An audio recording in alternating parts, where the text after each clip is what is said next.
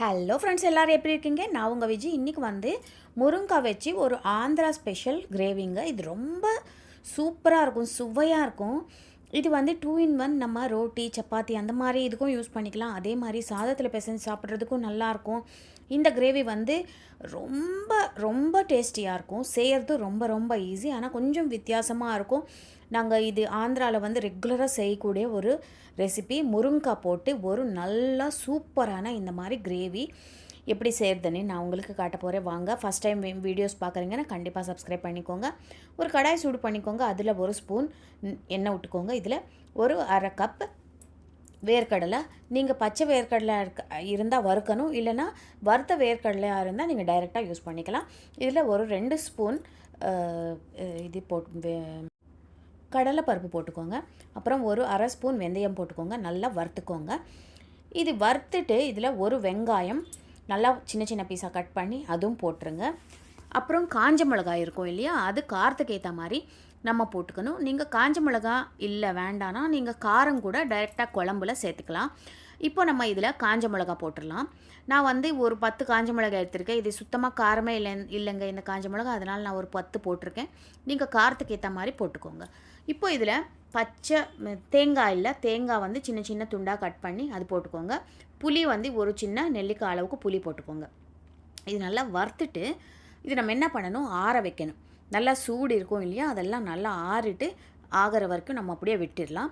இப்போ அதே கடாயில் நம்ம ஒரு 3 ஸ்பூன் எண்ணெய் விட்டுட்டு இதில் கடுகு, ஜீரகம், அப்புறமா சின்ன வெங்காயம் சின்ன சின்ன பீஸாக கட் பண்ணி ஒரு வெங்காயம் போட்டுக்கோங்க. அப்புறம் ஒரு தக்காளி சின்ன சின்ன பீஸாக கட் பண்ணி போட்டுக்கோங்க.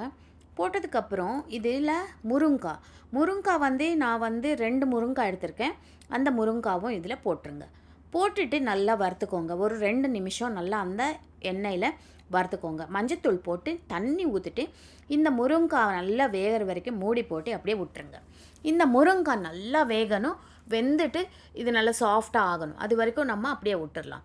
இதுக்குள்ளே நம்ம வறுத்து வச்சுருக்கிற இதுவும் நல்லா ஜில்லுன்னு ஆயிடுச்சு. இது மிக்சியில் போட்டு தண்ணி ஊற்றிட்டு நல்லா மையாக பேஸ்ட்டாக அரைச்சிக்கோங்க. இந்த மாதிரி பேஸ்ட் ரெடி பண்ணிக்கோங்க. சாஃப்டாக அரைக்கணும். தண்ணி ஊற்றிட்டு நல்லா மையாக அரைச்சிக்கோங்க. குறைன்னு அரைக்காதீங்க, நல்லாயிருக்கும். இப்போது நம்ம முருங்காவும் நல்லா வெந்துருச்சு. பார்த்து செக் பண்ணிக்கோங்க, முருங்காய் நல்லா வெந்துருச்சான்னு செக் பண்ணிக்கோங்க. முருங்காய் வெந்ததுக்கப்புறம் நம்ம இதில் என்ன பண்ணணும்னா, நம்ம முன்னாடியே கிரைண்ட் பண்ணி வச்சுருக்கோம் இல்லையா பேஸ்ட்டு, வேர்க்கடலை வெங்காயம் எல்லாம் போட்டு வறுத்து பேஸ்ட் பண்ணியிருக்கோம் இல்லையா, அந்த பேஸ்ட் இதில் போட்டுருங்க. பேஸ்ட் போட்டதுக்கப்புறம் நல்லா ஒரு வாட்டி ஃப்ரை பண்ணிக்கோங்க. ஃப்ரை பண்ணதுக்கப்புறம் அந்த மிக்ஸி எல்லாம் கழுவிட்டு அதில் ஒரு கப் தண்ணி ஊற்றிட்டு அந்த தண்ணியும் இதில் ஊற்றிடுங்க. இதில் நம்ம புளி, காரம் எல்லாமே சேர்த்துட்டோம். இப்போது ஒரு வாட்டி நல்லா மிக்ஸ் பண்ணிக்கோங்க. அந்த கிரேவி கலரே பாருங்கள் எப்படி இருக்குது, சூப்பராக இருக்கும் இந்த கிரேவி. நீங்கள் ஒரு வாட்டி செஞ்சிங்கன்னா அடிக்கடி கேட்டு செய்ய சொல்லுவாங்க உங்கள் வீட்டில். இப்போது அந்த தண்ணியும் நான் ஊற்றிட்டேன். ஒரு கப் தண்ணி ஊற்றிட்டேன்.